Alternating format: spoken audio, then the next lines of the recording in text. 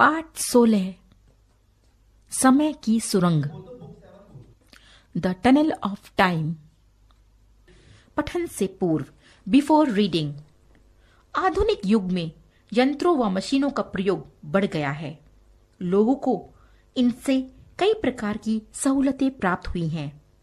ये यंत्र हमें अतीत या भविष्य में तो नहीं ले जाते, परंतु अतीत की दुखद यादों को भुलाकर सुखद भविष्य की उम्मीद जरूर कराते हैं।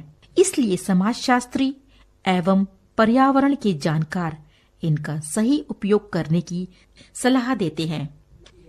सोचिए, लेट्स थिंक, यदि टाइम मशीन का आविष्कार वास्तव में हो जाए जिससे अतीत और भविष्य काल में जाया जा सके, तो वर्तमान समय का क्या महत्व रह जाएगा। जीवन मूल्य, वैल्यूज। वैज्ञानिक आविष्कार का महत्व, उपयोग, दुरुपयोग, कल्पना, रहस्य व अनिश्चित अवस्था को जानने की उत्सुकता। हम सबको जैसे पक्षाघात हो गया था। प्रयोगशाला के द्वार पर वह अर्थात हमारा मित्र खड़ा हुआ था। उसके कोट पर धूल की परतें जमी थीं, बाल बिखरे हुए थे, उसका चेहरा पीला पड़ा था। हमारा यह मित्र एक वैज्ञानिक था। उसने एक मशीन बनाई थी। उसका नाम था टाइम मशीन। उसका दावा था कि उसकी यह मशीन काल की यात्रा करने में सक्षम थी। काल की यात्रा अर्थात उस मशीन पर बैठकर वह अतीत में जा सकता था, भविष्य की सैर कर सकता था। इसलिए हमने अपने मित्र को एक नया नाम दिया था, काल यात्री। उसने हमें अपनी इस मशीन के बारे में कई बार बताया था। उसका आकार एक कुर्सी जैसा था।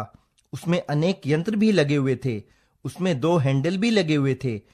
एक हैंडल घुमाने से भविष्य की सैर की जा सकती थी, दूसरा हैंडल अतीत में ले जाता था। काल यात्री ने हमें आज भोज के लिए बुलाया था। जब हम उसके निवास स्थान पर पहुंचे, तब ना तो काल यात्री वहां था और ना उसका काल यंत्र अर्थात टाइम मशीन। उसने एक पत्र लिख छोड़ा था कि यदि मैं 7 बजे तक ना आ पाऊं तो आप लोग भोज शुरू कर देना। हम सब उसी की प्रतीक्षा में बैठे थे और अब वह सहसा हमारे सामने था, बदहवास हालत में। थोड़ी देर बाद वह कुछ सामान्य हुआ और उसने अपनी आप बीती बतानी शुरू की। उसने बताया, आज सुबह मैंने अपने काल यंत्र को पूरी तरह तैयार कर लिया था।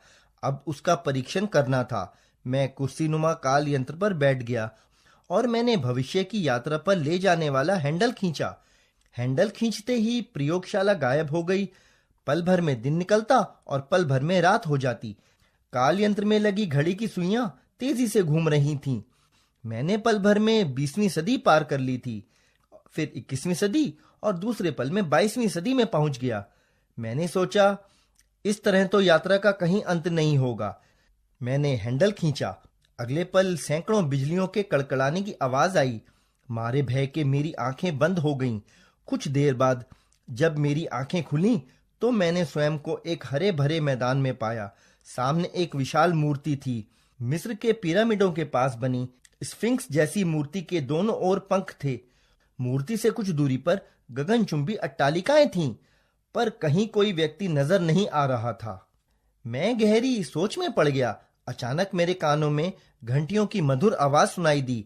मैंने नजरें उठाईं, देखा पंखदार मूर्ति के पास से कुछ लोग मेरी ओर चले आ रहे हैं।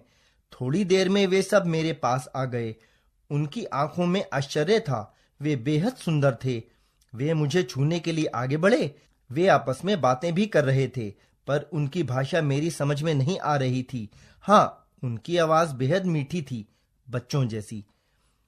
उनमें से एक ने सूर्य की ओर संकेत कर मुझसे इशारे से पूछा, क्या मैं सूर्य से आया हूं? मैं हंस पड़ा। इतने में एक व्यक्ति ने मेरे गले में फूलों का हार डाल दिया। फिर उन्होंने मुझे पास बनी अट्टालिका की ओर चलने का संकेत किया। यह अट्टालिका संगमरमर की थी। दीवारों पर बनी खिड़कियों में काले काले मोटे पर्दे टंगे हुए थे। उस समय वहां लगभग 100 लोग थे।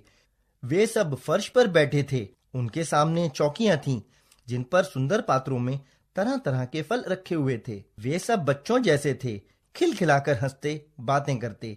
वे मेरी ओर उत्सुकता से देखते। कुछ बच्चों की तरह दौड़कर मेरे पास आते, मुझे छूते, फिर किलकारी मारकर लौट जाते। अब दिन ढलने लगा था। मैं उन्हें छोड़कर बाहर निकल आया। उस विशाल इमारत की दूसरी ओर एक नदी थी। मैं नदी की ओर बढ़ गया। मुझे अनेक प्राचीन खंडर नजर आए। एक स्थान पर एक शेड था। इसके नीचे एक कुआं बना था। फिर मेरी नजर पंखदार मूर्ति पर पड़ी और अगले ही पल मैं कांप गया। कारण मेरा काल यंत्र गायब था। मैं भयभीत हो उठा। काल यंत्र के बिना मैं अपनी दुनिया में कैसे लौटूंगा? काल यंत्र को मैं स्फिंक्स के पास छोड़ आया था। अब वह वहां नहीं था। किसने उसे गायब किया? किसने उसे चुराया? क्या उन नन्हे सुंदर लोगों ने? मैं इमारत में लौटा। वहां सब लोग गहरी नींद में सोए हुए थे।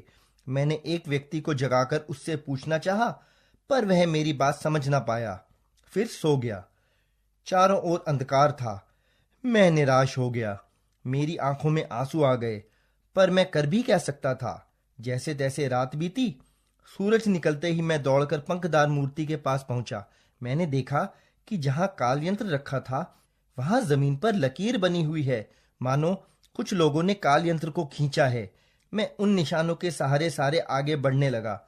आश्चर्य, ये निशान पंखदार मूर्ति की ओर गए थे। मैंने मूर्ति के चबूतरे को ठोका तो लगा कि यह भीतर से खोखला है। मुझे विश्वास हो गया, मेरा काल यंत्र इसी चबूतरे के भीतर छिपाया गया है। मैं चबूतरे में बना गुप्त द्वार खोलने लगा। इसी बीच वे नन्हे सुंदर लोग भी इमारत से बाहर निकल आए थे, किंतु पंखदार मूर्ति के पास मुझे देखकर वह भयभीत हो गए थे। मैं कुछ समझ नहीं पा रहा था। अंत में मैंने धैर्य से काम लेने का निर्णय किया। इतना तो तय था कि काल यंत्र पंखदार मूर्ति के चबूतरे के भीतर था। सवाल उस तक पहुंचने का था।